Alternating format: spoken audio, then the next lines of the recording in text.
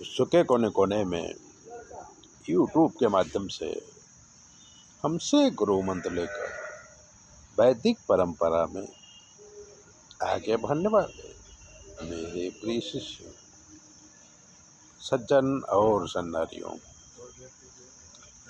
आज की कथा में हम बात करेंगे ध्रुव जी की। उत्तानपाद नाम के राजा थे। राजा को दो रानी थी।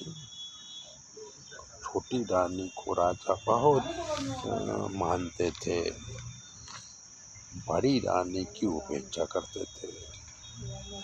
बड़ी रानी के पुत्र थे ध्रुव।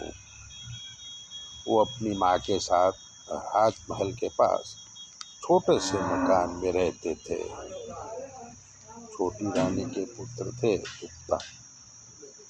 एक बार खेलते खेलते ध्रुव राजमहल में पहुंच गए। तब उन्होंने देखा कि उनका छोटा भाई उत्तम राजा की गोद में बैठकर राजा के साथ खेल रहा है। ध्रुव की इच्छा भी पिताजी की गोद में खेलने की हुई और दौड़कर पिताजी के पास पहुंचे। पिता ने उन्हें गोद में भी उठा लिया और बिठा के प्यार करने लगे। छोटी रानी को गुस्सा आया और उन्होंने ध्रुव को राजा की गोद से उतारते हुए कहा कि गोद राजा की है, इसमें बैठने का अधिकार तुम्हें नहीं है। अगर राजा की गोद में बैठना है तो जंगल में जाके तप करो, प्राण त्याग करो और मेरी कोख से जन्म पा करके तुम्हें ये गोद खेलने को मिलेगी।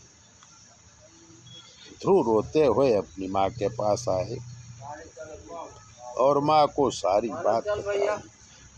माँ ने रोते हुए कहा कि बेटा, छोटी माँ ने ठीक ही कहा है। मुझ अभागी के पेट से पैदा होके तुम्हें राजा की गोद नहीं मिल सकती, इसलिए जंगल जाके जगत के राजा की गोद प्राप्त करो। ध्रुव राज्य का त्याग करके इतनी छोटी उम्र में जंगल में तप करने निकले। नारद जी को दया आई और वो ध्रुव को भगवत प्राप्ति का ज्ञान दिया और गुरु मंत्र जपने के लिए दिया। ध्रुव जंगल चले गए।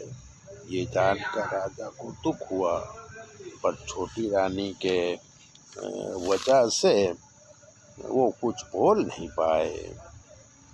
इधर ध्रुव मंत्र जाप करने लगे, अन्न जल को तिलांजलि दे दिया और त्याग दिया।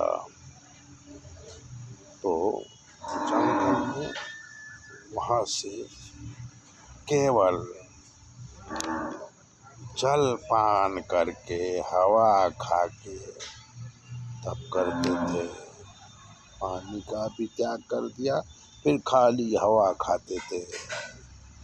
तब भगवान प्रकट हुए और बालक ध्रुव के सिर पर हाथ रखकर बालक को आशीर्वाद दिया।